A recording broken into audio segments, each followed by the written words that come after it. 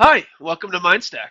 In this video, we'll be taking a closer look at the My Work application so you can master task and issue management, status indicators, and filters within MindStaq. By the end of this video, you'll know exactly how to navigate My Work like a pro, manage your tasks efficiently, and leverage every feature to boost productivity. We'll first begin by showing you how to access the My Work application, then demonstrate how to navigate through all of your starred tasks and watched items on the Today screen. From there, we'll move on to managing tasks within the My Task board and handling issues on the My Issues board. So let's dive into it. First, click on the My Work application in the side navigation on the left. By default, you're going to land on the Today tab, which is your main command center for everything you've starred within projects and teams in MindStaq. The Today screen has a few different sections. The first section on the left is our My Team and Project section.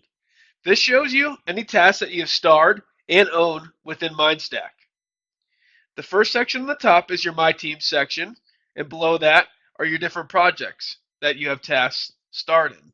The option to add tasks for teams and projects is available for operational projects and all the teams.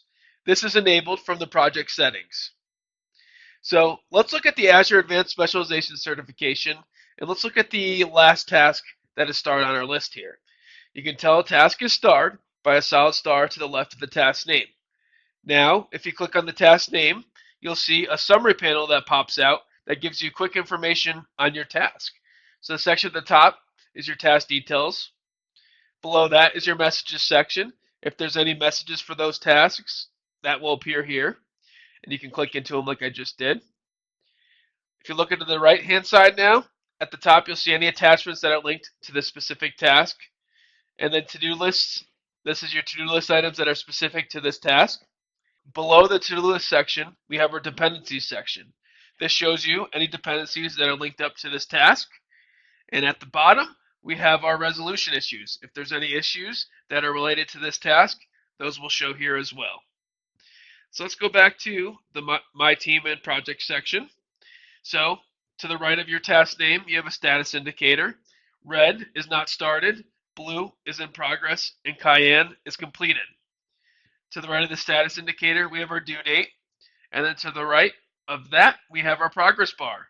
So you can see here, this task is 70% complete. Then to the right, we also have our status update button. So we can quickly update the status from our task here in real time. So if you click that status update button and drag your slider, you can also add details for the specific update. But once you're ready and update the status, click the update button, and you'll see here now the status updated from 70% up to 85% complete, which we just marked there. There's one more thing I wanted to show you at the top here for your My Team section. You can also click this Move Task button to move the task to a different part of this project and or team. To the right of the My Team section, we have our project summary panel. Okay, this shows you the different statistics for your projects throughout MindStaq. So you can see here we have 6 projects, 5 active tasks, 3 tasks completed, 6 active issues, 0 issues resolved, and 2 open tickets. Below the summary panel, we have our to-do section.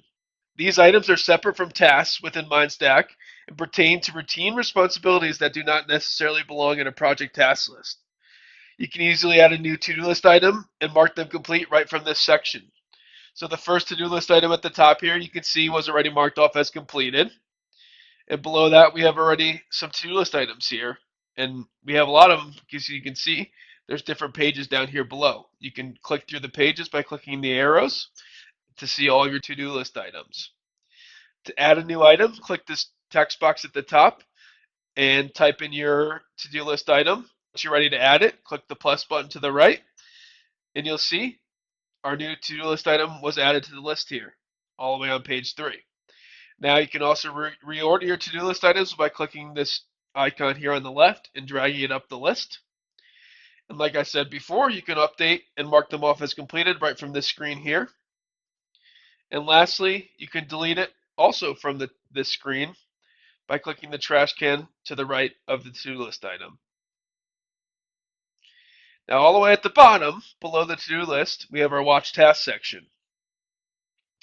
This list displays tasks that you have starred but do not own.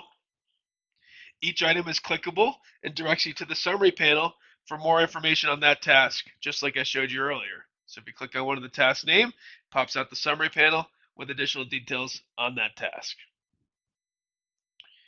You can also see the task name like I showed before, and then you have your due date and then a status indicator showing you the status of that task.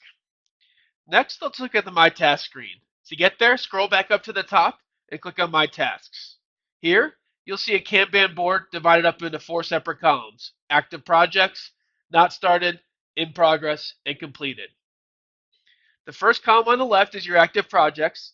This shows you all of the projects that you have tasks assigned in.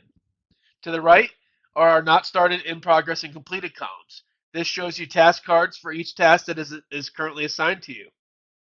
So if we look at the in progress column, let's look at the first task card. You can tell a task is starred by a solid star to the left of the task name.